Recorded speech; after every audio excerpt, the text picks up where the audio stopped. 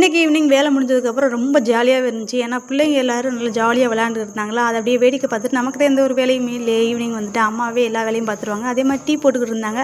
Tea போட்டுக்கிட்டு வந்துட்டு கேப்பில் நான் வந்து பிள்ளைங்களோட கொஞ்சம் டான்ஸ் ப்ராக்டிஸ் கொடுத்துக்கிட்டு இருந்தேன்னா, ஏன்னா தியான்சிகாவுக்கு வந்து ட்ரில் காம்படிஷனில் சேர்த்துருக்காங்க. இப்போ டீ போடுற கேப்பில் நம்ம வந்து என்னென்ன வேலையெல்லாம் சின்ன சின்ன வேலை இருக்கோ அதெல்லாம் எடுத்துகிட்டு லஞ்ச் பேக் வந்து ரொம்ப கேவலமாக கொண்டு வந்திருந்தாங்க. ஷூ சாக்ஸ் எல்லாமே லஞ்ச் பேக்கில் வச்சு அதெல்லாம் எடுத்து க்ளீன் பண்ணி வச்சுக்கிட்டு இருந்தேன்.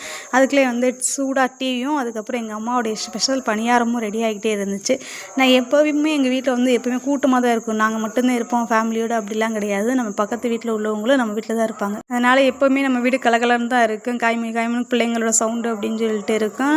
ஈவினிங் டயத்தில் வந்து எப்போயுமே நாங்கள் டீ குடிக்கிற டைம் எப்போயுமே ஒரு மணி நேரமாச்சு நாங்கள் அந்த இடத்துல உட்காந்து நாங்கள் பேசிக்கிட்டு அதுக்கப்புறம் ஜாலியாக டீ எல்லாம் குடிச்சிட்டு ஸ்நாக்ஸ் எல்லாம் சாப்பிட்டுட்டு இருப்போம். அதே மாதிரி சாப்பிட்டுக்கிட்டு இருக்கும்போது அப்பாவும் கரெக்டாக அந்த டயத்துக்கு எப்பவும் ஸ்நாக்ஸ் வாங்கிட்டு வர மாதிரி வடை வந்து சூடாக வாங்கிட்டு வந்திருந்தாங்க. எங்கள் அப்பாவை பொறுத்த வரைக்கும் எங்களுக்கு பின்னாடி தான் எங்களோட பிள்ளைங்க. அதே மாதிரி தான் வந்தோடனே எங்களை தான் ஃபஸ்ட்டு ஸ்நாக்ஸ்லாம் சாப்பிட சொல்லுவாங்க. அதுக்கப்புறம் தான் எங்களோட பிள்ளைகளுக்குலாம் கொடுப்பாங்க. அதே மாதிரி உட்காந்து சூடாக பஜ்ஜி வடையெல்லாம் வந்துருந்துச்சு. அதை எப்படி சாப்பிட்டுட்டு ஒரு தேங்காய் சமையல் ஒர்க்லாம் பார்க்க வேண்டியது தான். Okay, Tata, bye bye. பிடிச்சிருந்தா லைக் பண்ணுங்கள்.